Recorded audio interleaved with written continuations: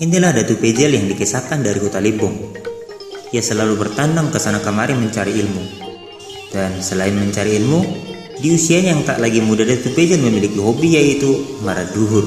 Namun sampai sudah merubur menjelang tua tidak kunjung menikah. Hobinya yang mengejar perkutut membawanya hingga ke suatu tempat yang tak berpenghuni. Namun saat mendapatkan hasil pengejarannya, ia terduduk seperti mengingat sesuatu. Datu Pejel kemudian tersadar apa yang kurang dari dirinya. Aku belum memiliki pasangan hidup, batinnya berkata. Tetapi kemana kau harus mencarinya? Di tempat ia terduduk, Datu Pejel kemudian bersemedi, membuat keterangan lahir dan batin. Di dalam semedinya, ia memohon kepada Mulai Jari Nabolon agar diberikan jodoh. Pada hari kesekian, entah sudah berapa lama, Datu Pejel tidak konsentrasi dengan semedinya. Ia merasa terusik dengan suara kayu bergesekan dengan kain. Ia kemudian meninggalkan tempat semedinya, menyibak-nyibak rerumputan, mengikuti dari mana asal suara itu. Bukankah tempat ini tidak berpenghuni? Alangkah senangnya Datu Pejel melihat seorang wanita yang sedang martonun di belantara ini. Ia mengucap syukur pada Mulai Jari Nabolon karena telah mengabulkan permintaannya. Wanita itu dinamai dengan Borutattar Debata, yang artinya titisan Tuhan. Datu Pejel dan Borutattar Debata berpadan untuk membentuk keluarga. Singkat cerita, mereka dikaruniai seorang anak.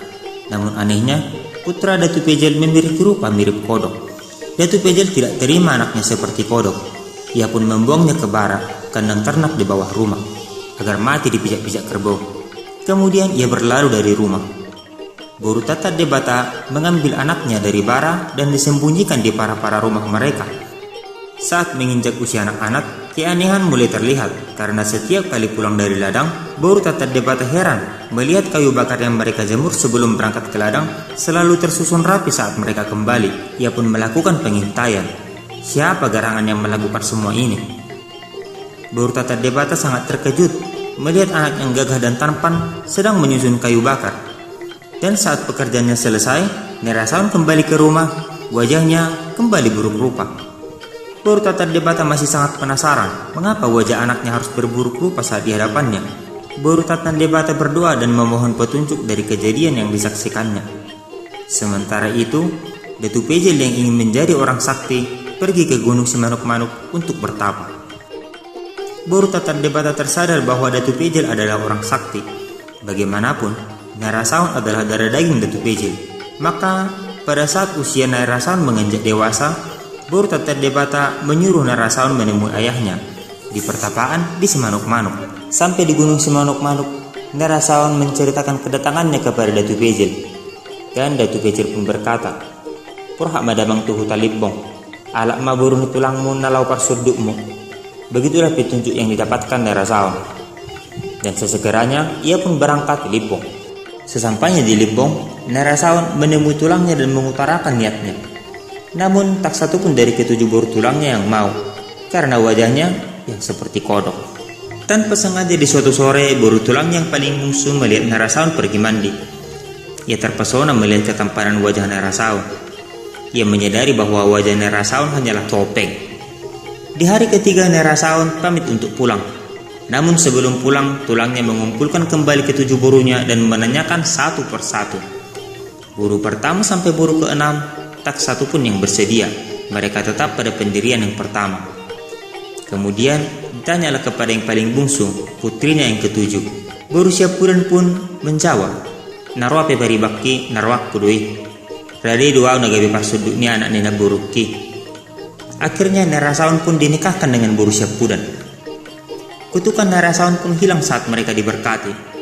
Namun mengetahui ketampanan Nerasaun, keenam boru tulangnya yang menolak sebelumnya berubah menuntut. Mengapa dia dilangkahi adiknya? "Kamu doy nang namejua, anggim tu nabangului. Nasi denong dipasu-pasui, nasu jadi bisirangan." Begitulah jawaban tulangnya. Nerasaun kembali ke Sivica dan menetap di sana. Dan tiba pada saatnya istri Nerasaun melahirkan. Namun yang dilahirkannya adalah labutan berbentuk bulat yang berisi anak kembar. Mengetahui cucunya seperti itu, Datu Pejel kesal dan berkata, "Aina sorong benatama lau lehonom munat wau." Datu Pejel menjapakkan cucunya sampai jauh sekali sampai ke pastur napi itu. Borutattar Debata marah pada Datu Pejel. Nungga dua hal di bekko hasi rohaku, di bolok koko anakku, di bolok koko pahopukku. Buru tatat debata menghentakkan kakinya, jalengot tamuma, ikut sirang betang rawaku siakko, kata buru tatat debata sembari menunjuk keras Datu Pejil. Hari masih gelap, datang hujan gerimis. Buru tatat debata pergi ke jurang pastur napi itu untuk mencari cucunya yang dibuang Datu Pejil.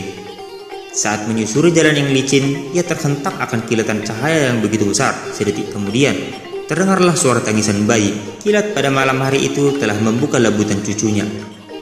Karena tidak tahu siapa yang duluan lahir, maka kedua bayi itu dinamai Raja Mardopang, anak yang bercabang. Yang satu dipanggil Raja Mangatur dan yang satunya Raja Mangarerak. Mendengar yang dulu Nyai Rasaun pernah dibuang ayahnya kemudian anaknya, Nyai Rasaun kecewa pada Datu Pejil. Kemudian meninggalkan kampung Sibisa. Nyai Rasaun pergi ke Gunung Simanuk-Manuk dan ia pun bertapa di sana. Dan tak pernah kembali. Inilah sebabnya Gunung Simanuk-Manuk dikeramatkan, terkhusus bagi para Nyai Rasaun, keturunan Nyai Rasaun. Tentang sumpah buru tatat debata, benar-benar diingat keturunannya. Maka di akhir hayatnya, Datu Pejil dimakamkan di kampung Sibisa, sementara buru tatat debata dimakamkan di sebuah lembaga sil yang bernama At-Tarik. Akhir cerita, Raja Mangarerak dan Raja Mangatur tumbuh dewasa. Raja Mangarerak kemudian menikah dengan Buru Hutahot. Mereka dikaruniai satu orang anak, Raja Tugabanurung, dan satu orang putri yang bernama Buru Similing-iling. Sedangkan Raja Mangatur menikah dengan Buru Harunggasan Sagala, dikaruniai 3 orang anak, Raja Sitorus, Raja Sirait, dan Raja Butar-Butar. Demikianlah legenda Nyai Rasaun dan Gunung Simanuk-Manuk yang bisa saya ceritakan.